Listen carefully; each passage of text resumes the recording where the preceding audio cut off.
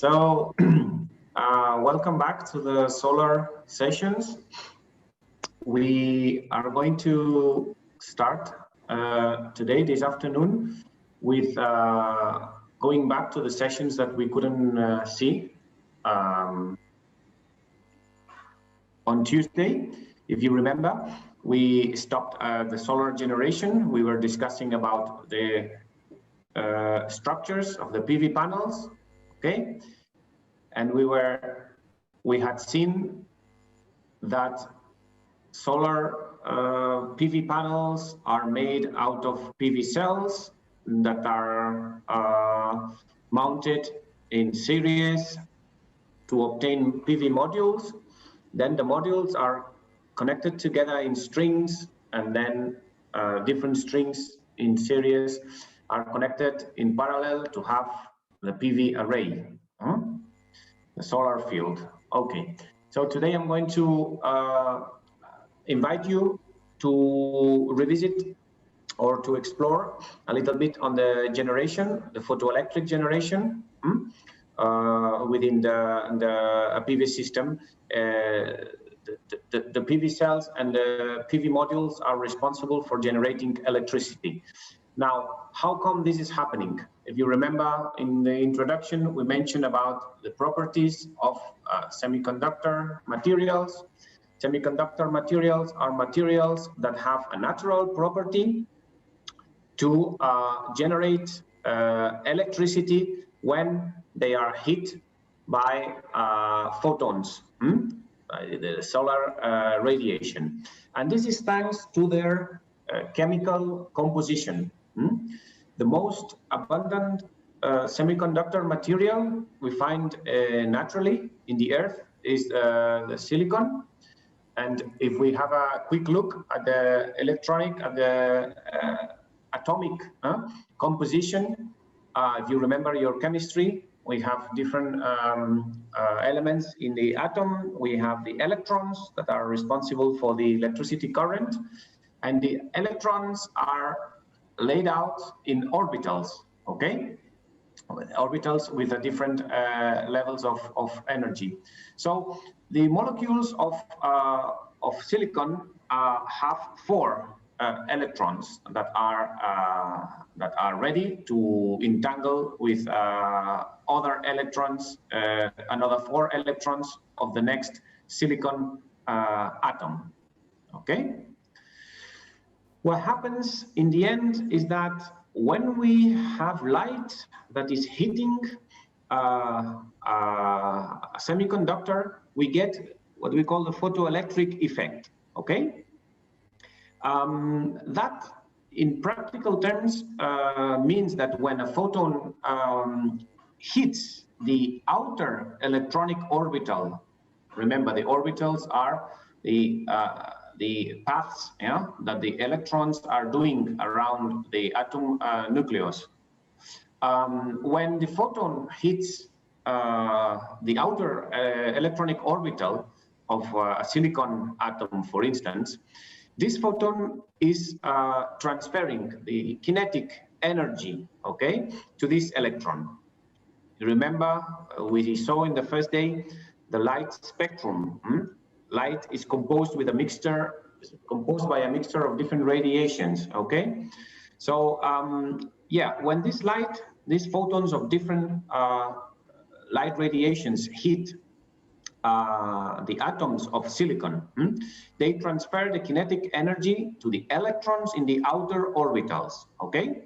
So this energy is sufficient for the electron to let's say win the force of attraction that is keeping the electron revolving around the nucleus. So this electron will leave the orbit and will become free in a way from the atom, okay? At this point, we will have electricity flowing through this material, and then this material has become conductive, okay? So the photoelectric effect means that the one electron or the electrons are ejected out of the material, okay, of the semiconductor material. The photovoltaic effect means that the excited charge carrier, which means the electrons, are contained within the material in which these photons are heating, and the photovoltaic and the photoelectric properties take place. So in a PV cell, essentially, what we have is a mixture of semiconductor materials, okay? PV cells, they create what we call a doping, okay? We facilitate that the photoelectric effect takes place, okay? By doing a mixture of semiconductor materials, normally silicon and phosphorus, okay? So this is an artificial. Silicon, phosphorus are natural materials. PV cells are not natural because they are doped. It's an intentional, yes, manipulation, okay, of different atoms together, okay, in order to facilitate this ejection of electrons. Why do we do that? Because by mixing atoms from different atoms in a same material, we can create the possibility of having extra electrons that are not tied in the bonds, okay, of the stable molecules of this new material, okay? So PV cells, in practical terms, PV cells are a junction between two layers of different semiconductor materials, okay? These layers are known as the N-type, which are mostly negative, and the P-type, which are mostly positive. Negative meaning there is an extra number of electrons, okay, that are not heavily tied by the bonds, structural bonds of this new material. And the P-type, the positive, means that there's a deficit of electrons, okay? So in practical terms, this imbalance of electrons and holes is that what facilitates that when the photons are hitting the material, yes, and precisely when the photons are hitting the area of the material where there is a junction between these two types of materials, the P-type with excess holes and the N-type with excess electrons, let's say, the photons, what they do is that they will start this chain reaction by which the electrons will try to move towards the holes, okay? So the excess electrons in the N part of the PV cell will try to move, to fill the holes that are existing in the P-type of the PV cell, okay? So we force these electrons to travel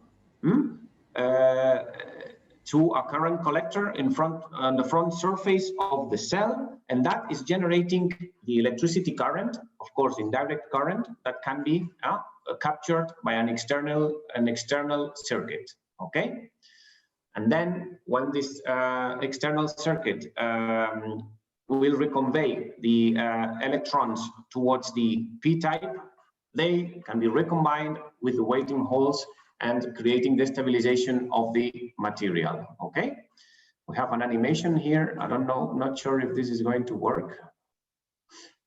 I don't know if you can see that.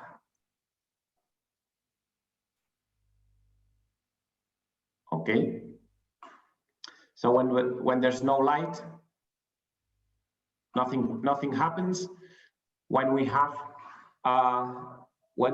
an open circuit situation, what we have, we can see some voltage generates in the PV panel, and the other extreme situation would be when we have a short circuit. Then we will see, I don't know if you can see that in the room, but then the electricity starts flowing from the negative, the N type of the junction to the positive type of the junction. Okay, well, this is just a bit of an animation. I hope you could see that because it's connected to the internet, but anyway, we can revisit that if this was not clear.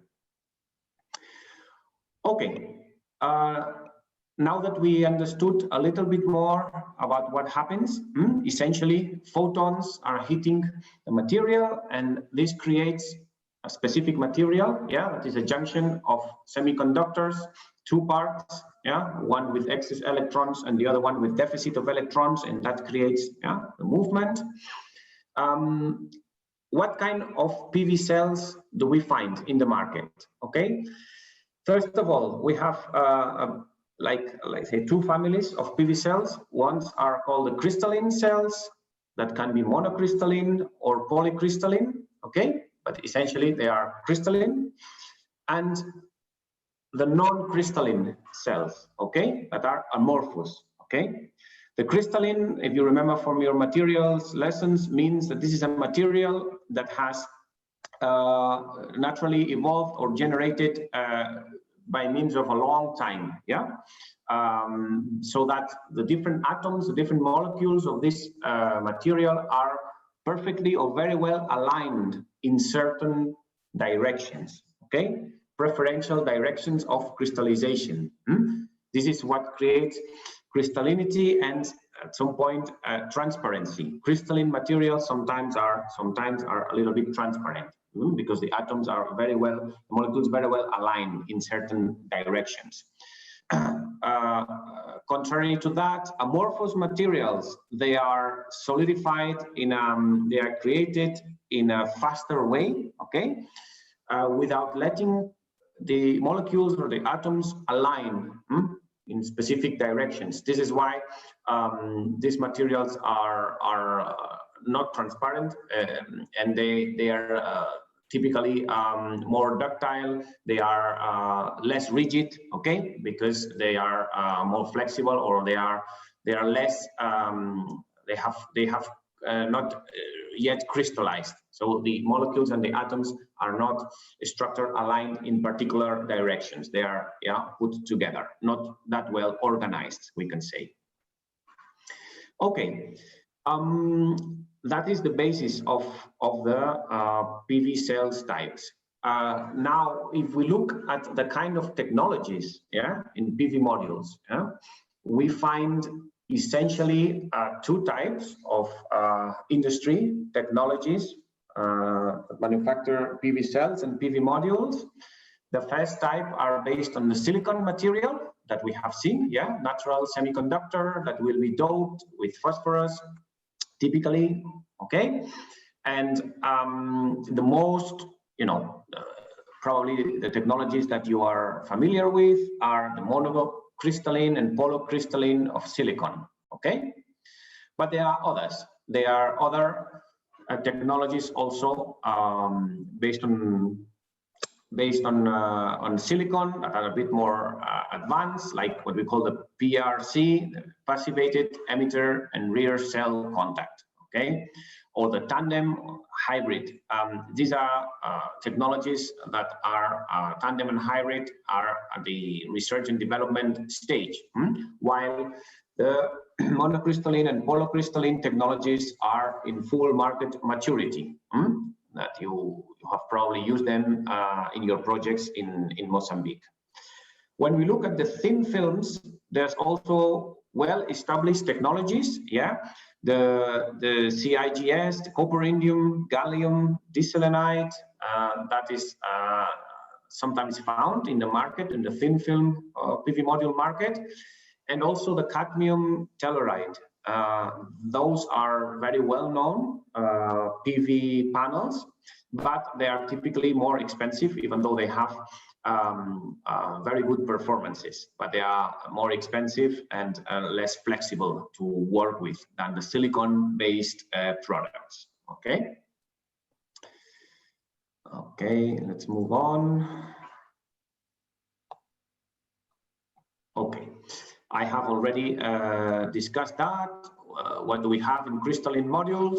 Okay, we have purity, we have preferential orientation of the crystal growth, of the solidification of this structure that is typically repetitive in 3 dimensions to create the material. Because of this very strong, very solid growth generation of a material, the life expectancy of crystalline modules is very high. Yeah, you know, when we buy crystalline PV modules, we get warranties by manufacturers of at least 25 years now. Okay, of course, this has to do with the very robust technology in the cells, which is based in the crystalline nature of the material. To manufacture crystalline modules, as I said, it's a complex process. Yeah, this is why in the world there are very few PV cells manufacturers, because it's a complex process based on the Czochralski process that transforms silicon into crystals, then starts shaping, filing, slicing this kind of bars or ingots. Yes, into different wafers, wafers that can be normally with round or square with rounded edges, yeah, to prevent the wafers from breaking. And then either the monocrystalline panels are produced, or if at some point relatively faster crystallization process is followed with different lines of crystallization, then we will get what we call the multicrystalline or polycrystalline solar panels. Okay, similar project but slightly quicker. Okay, another representation of the Czochralski technique. Bear in mind that this process is complex. For instance, it requires a purification stage, which happens at very high temperatures, 1,500 degrees. So, yeah, manufacturing PV cells is not an easy thing to do, and nowadays the industry has been concentrated in very few manufacturers. Some pictures on the process, different stages of the process. In the left, we can see the feedstock, silicon found in sand, yeah, most of the time. Then we can find, yes?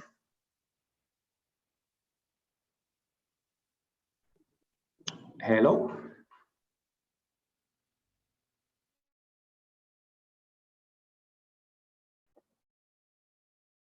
Is everything okay?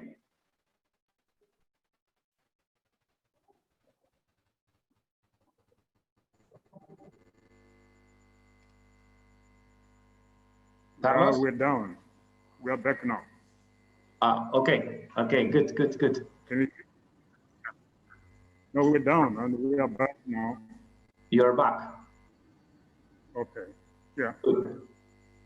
Good. So I was saying that we can see some pictures here of the silica sand, feedstock material, polycrystalline first pieces of solids, yeah.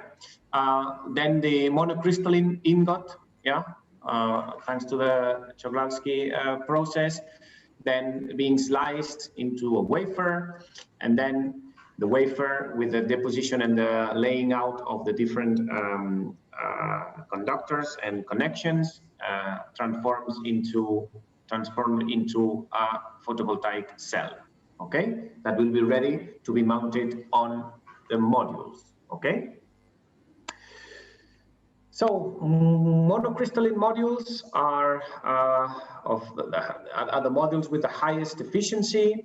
At the moment, 26%, but they are more expensive and they have the highest environmental impact in their manufacturing process. Okay, they are very energy compact. Okay, among the current PV module industry products.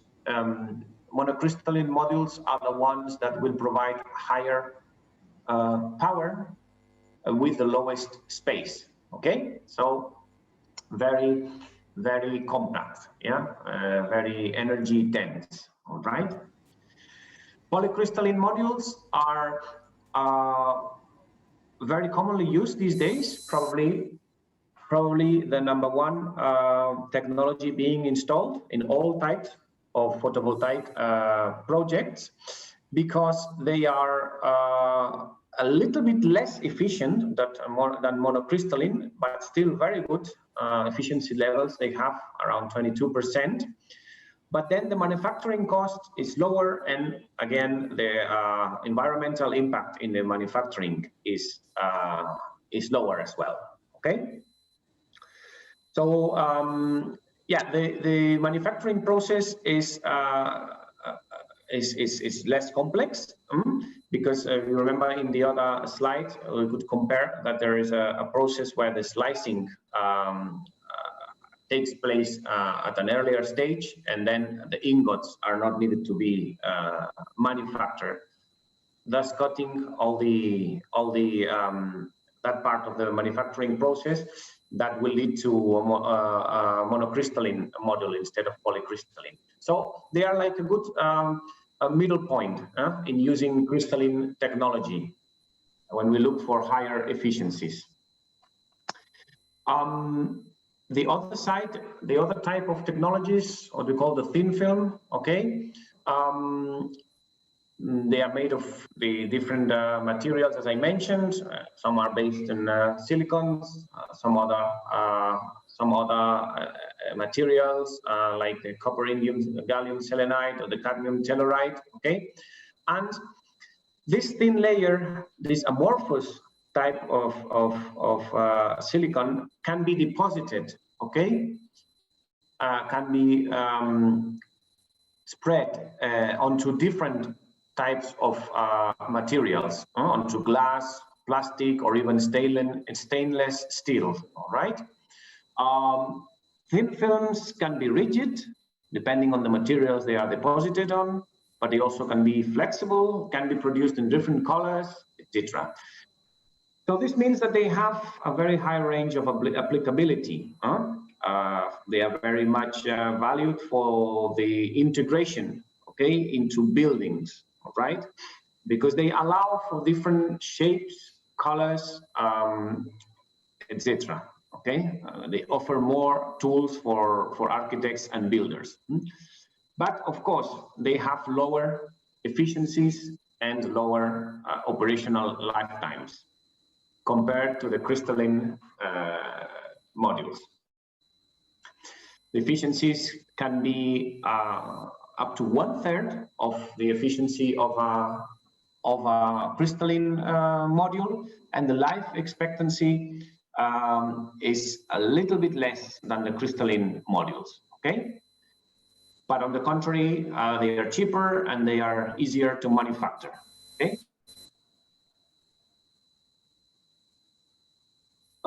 Very briefly, the other types. Oh, thank you. The other types of PV cells, cadmium telluride, have a very good efficiency. They have a very good performance. They can absorb a wider range of the solar spectrum than silicon-based technologies. But the situation is that cadmium, one of the main components of this technology, is a very toxic material, okay? And so the use of this technology to manufacture PV modules has been progressively not abandoned but discarded because of the difficulties with working with cadmium, mainly, okay? But still a very interesting technology that could be used for some controlled applications, okay?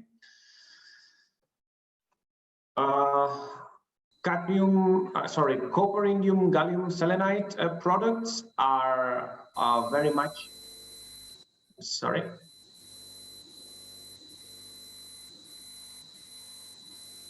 Hello, Carlos? Okay, can you lower the volume? Okay, thank you. Yeah, I was saying copper indium gallium selenide products are very much on the hype now. They are one of the most light absorbent semiconductors, and they have a very high efficiency, but at the laboratory at the moment. Okay, I can share a sample of these modules. I don't know if you can see this, but I have a PV module with me now of this type, yeah, of copper, indium, gallium selenide, and you can see it's totally flexible, yeah. You see, I can bend it. It can be glued, yeah. So it's very thin, very light, okay. So very flexible in its use, okay. It comes with the cable here. Yeah. So this is the type of PV module that can be very interesting for some applications. Okay. Okay. So just a few ideas on more high-tech, yeah, futuristic, okay, types of PV cells and PV modules. We have this material called perovskite, which is actually calcium, titanium oxide mineral, and that is it's highly crystalline, right? So it has even a wider ability to capture electromagnetic spectrum, so it can capture even more radiation, okay, coming from the sun, all right? And these materials, of course, are more sophisticated, are still being tested, but it is hoped that they can provide very high efficiencies in the future, okay? They can also be printed, okay, directly onto glass and processed under conditions that are much more simpler than the Chogalski process that we apply for the manufacturing of monocrystalline silicon PV cells, okay? In particular, this material would be very good for glass-based materials, okay? For windows, for ceilings, etc.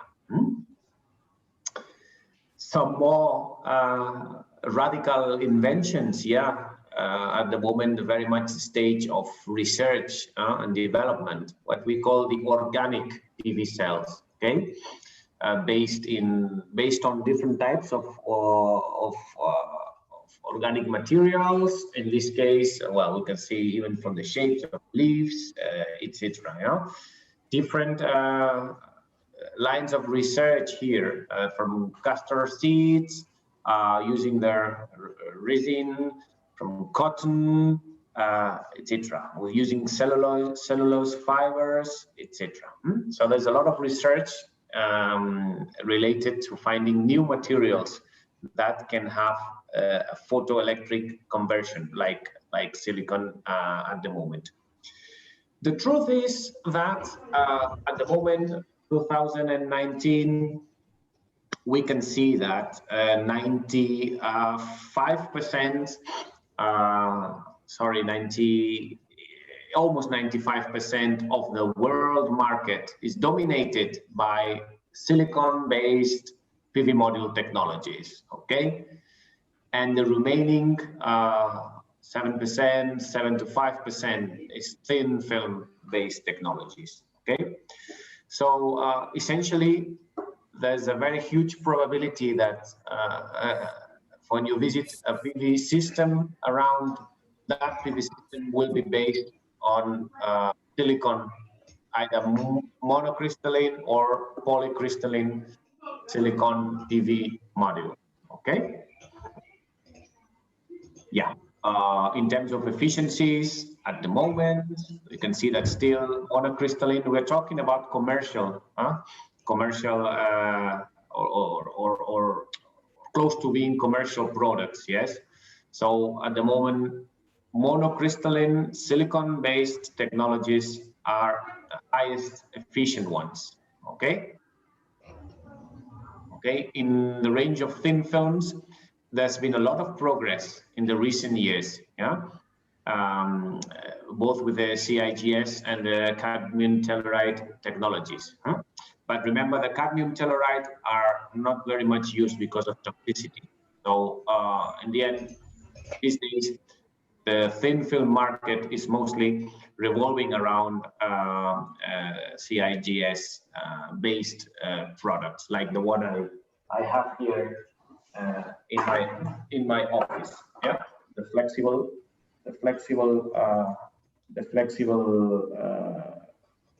module that I have here. Okay, so now let's start looking a little bit at the specifications of PV modules. Okay, we will come back to this point in 2 weeks' time when we do the exercise of sizing. Okay, but you can see here a typical technical specification datasheet. This is taken from just one model, Jinko from Jinko Solar, very good manufacturer from China. And what is it we find in the technical specifications? This is very important, in my opinion, for the evaluation of projects as well. Yeah. Okay, general information about the PV module. Very importantly, about certifications, warranties. Okay, information about the kind of module. Okay, is it crystalline? Is it thin film? Is it monocrystalline, polycrystalline, etc. Mechanical conditions of the PV module. Okay, the dimensions, the weight, how can it be supported? How does it need to be treated? To mount it, dismount it, etc. Of course, the electrical specifications, yeah, the capacity, remember what we said in the previous session, the standard test conditions of irradiance, 1000 watts per square meter, temperature 25 degrees, okay? Some other important electrical parameters like the short circuit current, I will explain that in a minute, the open circuit voltage, we'll explain that again, the temperature coefficients, etc. And very importantly, what I very briefly presented on Tuesday, yeah, the IV curve. That is the representative, the typical performance curve of a PV module, okay? So let's look a little bit at these technical specifications, the dimensions. Important because remember, one of the limiting factors we said about PV systems is the availability of space to place the PV modules. Okay, so yes, we need to be very careful about the size of each module. Okay, in this example from the Jinko Solar data set, we'll find in this area the dimensions, yeah, the number of cells, the cell type, how it is manufactured, etc. Okay, and here we are with the IV curve. Okay, that is the representative curve, performance curve of a PV panel. Let's look first at the blue line here. Okay, this is the line that relates the current, which is measured in amperes, with the voltage. Okay, we can see three characteristic points in this curve, in this line. This point here, okay, this point here is the short circuit current point, and this point we don't have any voltage. Voltage is 0 and the current is maximum. This is the short circuit. This is when we connect both cables, positive, negative, from a PV module together. Okay, if that module receives the solar radiation, it will be short circuited. and current will be flowing throughout the module, okay? That's the highest current that can be achieved in a PV module. So understanding this point here is essential when we are going to size the protections, okay? Let's go to the other end of the curve. That's the point here. In this point, what we have is 0 value for the current, so no current, and a maximum value for the voltage. This is what we call the open circuit voltage point. Yes, equivalent to disconnect the PV module, have it exposed to the sun rays, yes, but no connection. So the voltage is maximum, but there's no load connected to the PV panel, so no current. But the voltage is maximum. This, again, is important for security, for safety issues, okay? When we care about the voltage protection, the voltage protections and devices we need to consider, okay? And in the middle, we have the third characteristic point of operation of a PV module, which is the maximum power point. Why is it the maximum power point? Because this is where, you know, the highest product of current, the current here, this value, and the voltage, current times voltage, will give the maximum possible for this module, okay? So this is the maximum power point. And this is where it is most desirable to have a PV module operating at all times. It is also called as the knee, yeah, on the curve, okay? So a PV module can be operating when it is exposed to the sun, obviously, with solar radiation, can be operating in any of these points here, okay? Along this curve. If there's more sun, then this curve can move a little bit. This is a curve at a given irradiance. Imagine 1000 watts per square meter or 500 watts per square meter, okay? Depending on the load, the PV module will be operating at any of these points in the curve, okay? The other curve we see in this graph, the purple one, that's the power curve. That's the power versus voltage curve. And we read it in this axis here, the power. So when we reach the knee here in the IV curve, this corresponds to the maximum power point. This is where the power gets its maximum, right? The power is 0 in the short circuit point, and the power again is 0 in the open circuit voltage point. So the power goes from 0, rises, rises, rises to the maximum power point, and then goes back to 0 in the conditions of open circuit.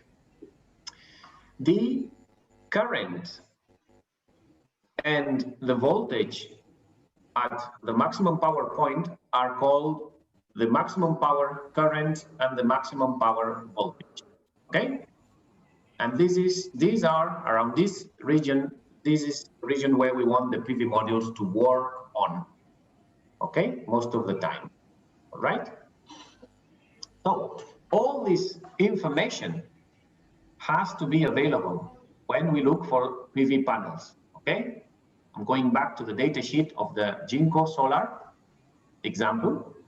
So you can see maximum power point voltage, maximum power point current, open circuit voltage, short circuit current, all the information, all these points are specified by the manufacturer, okay?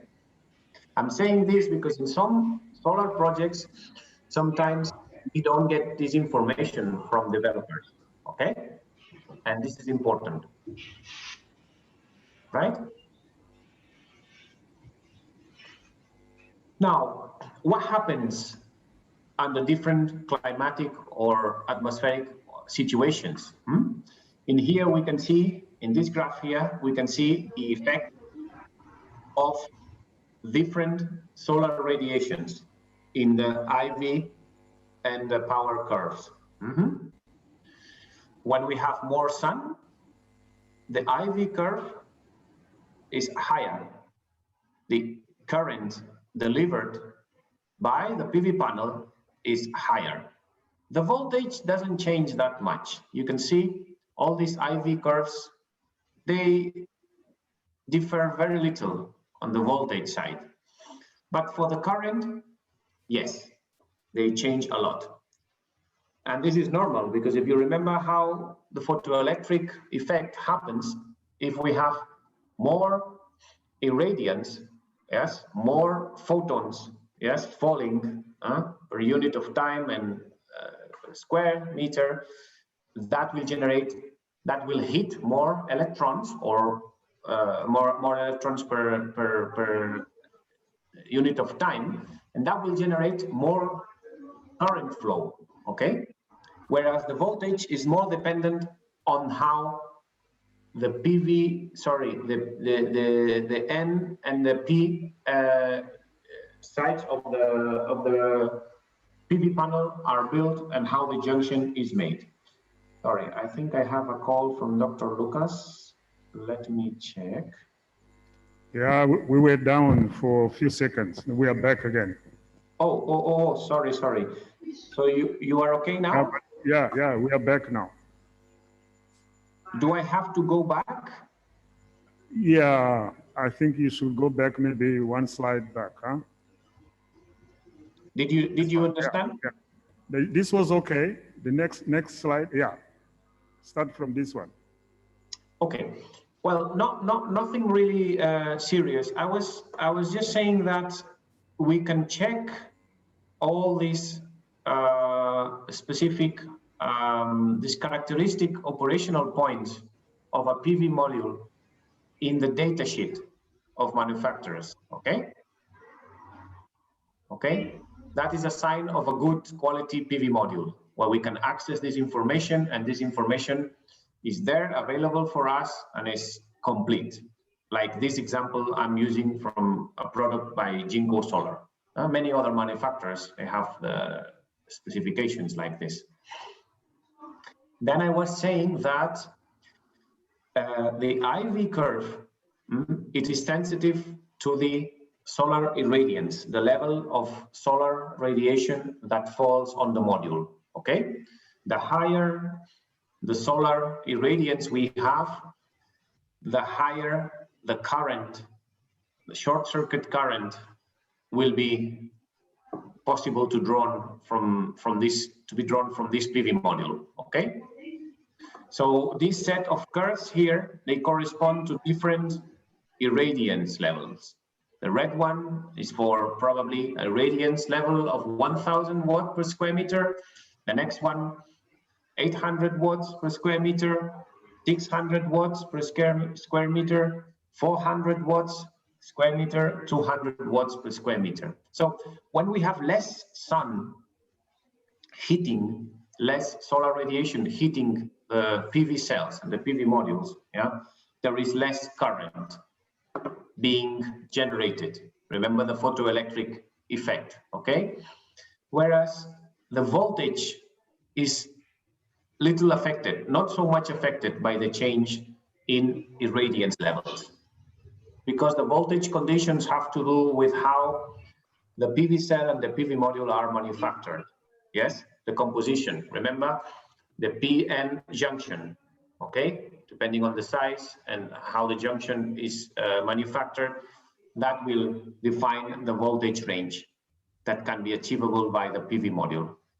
But the current is very much dependent on the amount of photons that will be hitting our PV panel. Okay, so yeah, we are just going to look at the comparison between the two the two types of PV modules that I have been describing. the main comparative aspects. We take a polycrystalline silicon module like the Jinko Eagle, for instance.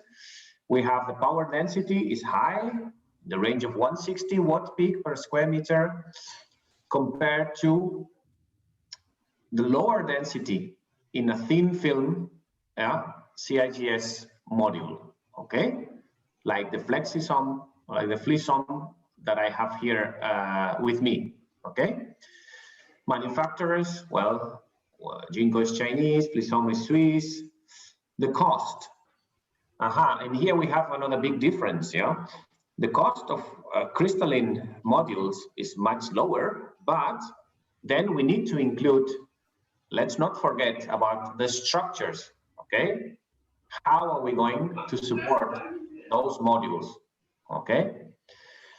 Whereas in the flexible or in the thin film models, yes, these modules I have here in my office, as I showed you, I think you could see that here. If not, let me just fix that for a second. Because of the virtual background, probably you cannot see well. Let's do it like this, which is gonna be easier.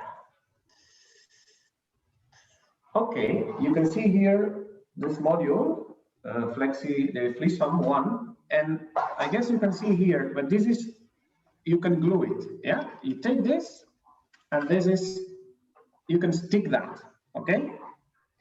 Very simple installation. It's like a sticker, You see?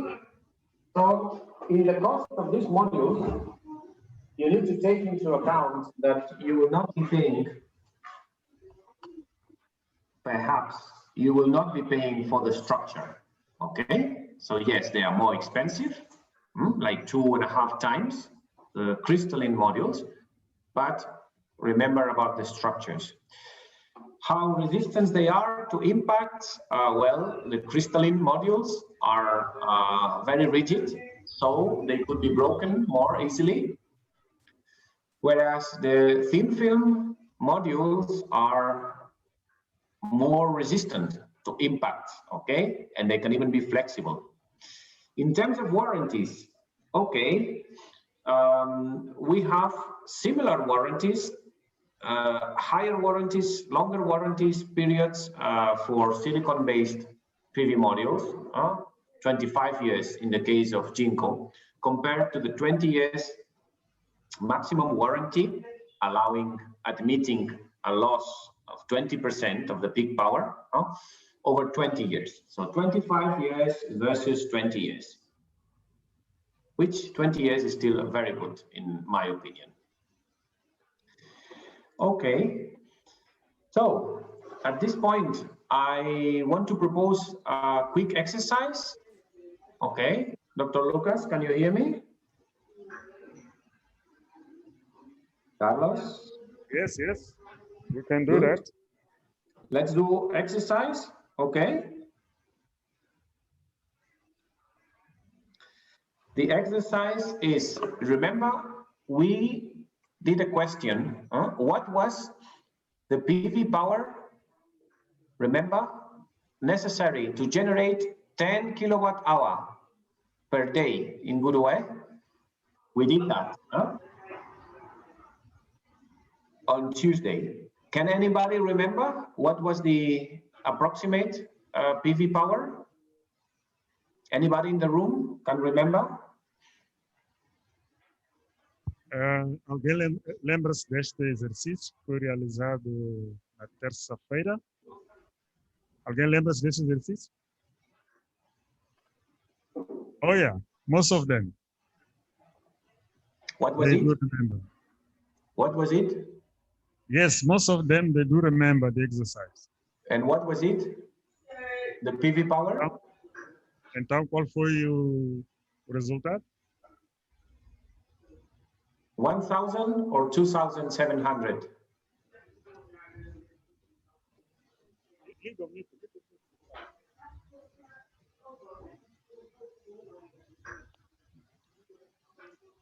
Was 2,700. Obrigado. Exactly. To generate 10 kilowatt hour per day in Goodwell, we needed 2,700 watt peak. Yes? Now, my question is, what area surface will we need to install 2,700 watt peak? How much space do we need? Okay. How many square meters do we need? If we use polycrystalline silicon, for instance, how many square meters? Do we need 30, 17, or 5? A, B, C. What do you think? Let's give 30 seconds. Já. Acho que todos perceberam o exercício, né? Qual é a área superficial que é necessária para instalar um sistema fotovoltaico para gerar utilizando policristalino. Em grue, usando como material policristalino com sílica. Ali 3 possibilidades de resposta: A, B, C. 30 metros quadrados, área superficial, ou 17 metros quadrados, ou 5 metros quadrados. B.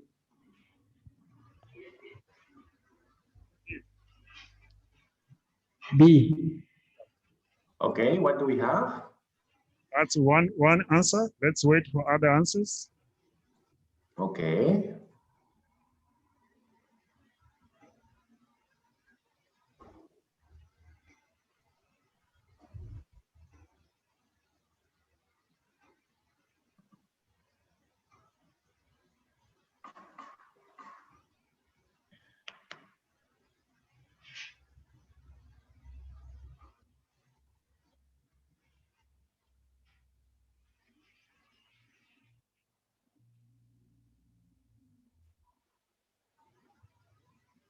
Mais alguma resposta, colegas? Alguém quer... Desculpa? Como? Oh, não era para ouvirmos todos. Ok. É mesmo? We have 2 more answers. The same answer, B. Okay. Yeah.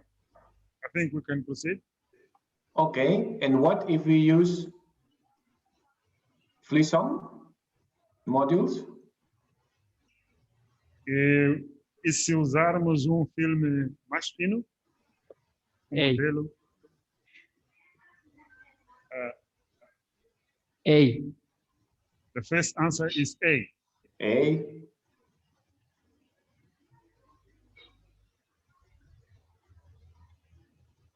Okay. The second answer is A as well. Yes. Okay, it's correct. Yeah. How do we do that? Okay, we use these values here. Yeah, the power density.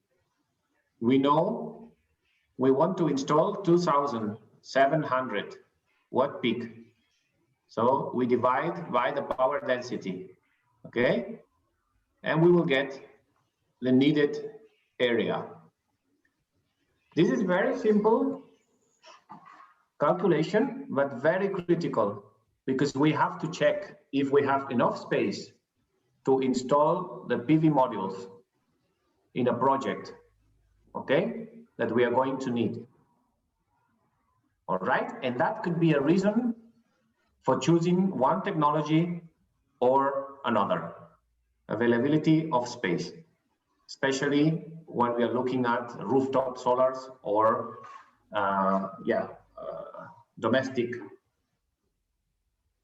domestic applications. To calculate the solution, yeah, we need to check what the power density of the PV modules is.